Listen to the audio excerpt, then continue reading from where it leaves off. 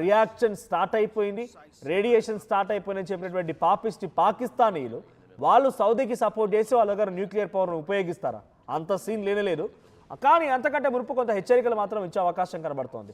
So Pakistan entry ఇస్తుందా ఇవ్వదా? ఒకవేళ పాకిస్తాన్ కనుక ఇరాన్పై అటాక్ చేస్తే, ఈ యుద్ధంలో ఎంట్రీ ఇస్తే భారత్ పాకిస్తాన్ ఢీ కొట్టాలా? పాకిస్తాన్ ఇదే అదునుగా చూసి భారత్ పాకిస్తాన్ మట్టుబెట్టాలా?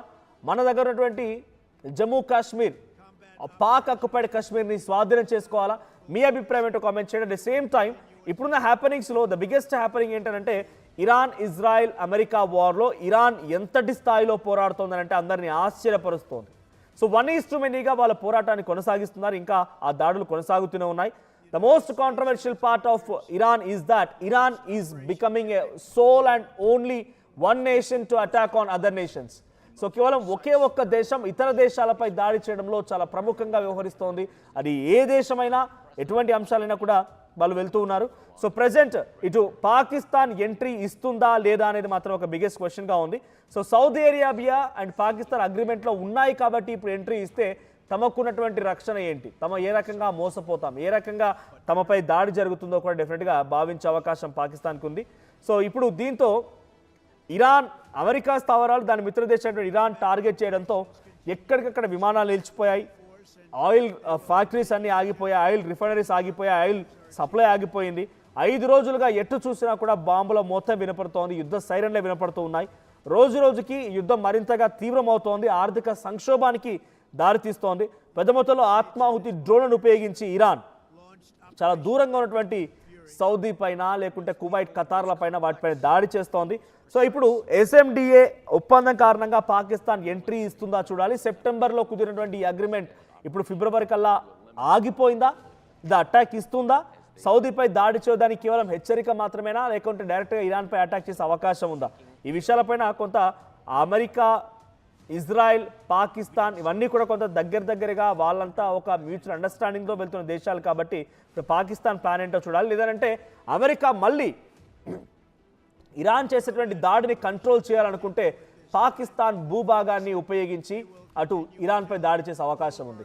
సో కనీసం ఈ రకంగా అయినా పాకిస్తాన్ అమెరికాకు సహకరించి ఇరాన్ని అంతమొందించడంలో ప్రయత్నం చేస్తుందేమో.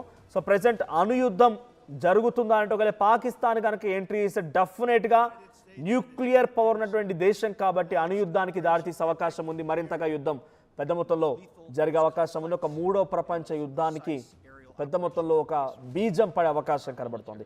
సో పాకిస్తాన్ కనుక ఎంట్రీ ఇస్తే భారత్ కూడా ఎంట్రీ ఇవ్వాలా, పాకిస్తాన్ అటాక్ చేయాలా? మీ అభిప్రాయం ఏంటి? కామెంట్ చేయండి.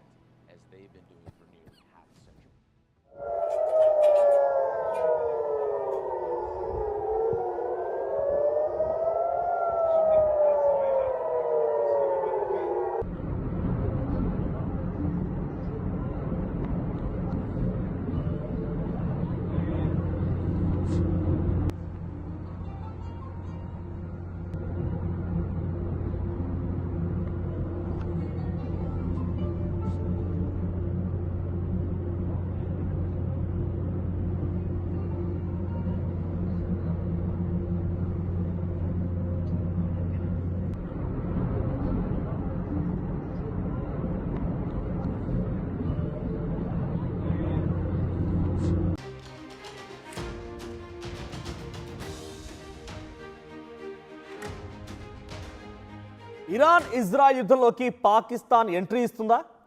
పాకిస్తాన్ విదేశాంగ మంత్రి ఇషాక్ దార్ స్టేట్మెంటే దీని నిదర్శనమా?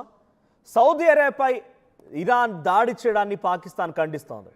సో మీకు కనుక గుర్తుండుంటే 2025లో అటు సౌదీ అండ్ పాకిస్తాన్ కలిసి ఒక అగ్రిమెంట్కి వచ్చాయి. స్ట్రాటజిక్ SMDA అంటే strategic military mutual defence agreement. దీని ప్రకారంగా ఒక దేశం కనుక ఈ 2 దేశాలపై దాడి చేయాల్సి వస్తే అది ఒక్క దేశంపై దాడి చేసినట్టు కాదు, 2 దేశాలపై దాడి చేసినట్టు. సో దీంతో సౌదీ అరేబియాపై అటాక్ని పాకిస్తాన్ తనపై అటాక్గా భావిస్తోంది. సౌదీ జోలికి రావద్దు అని ఇరాన్కు పాకిస్తాన్ వార్నింగ్ ఇస్తోంది.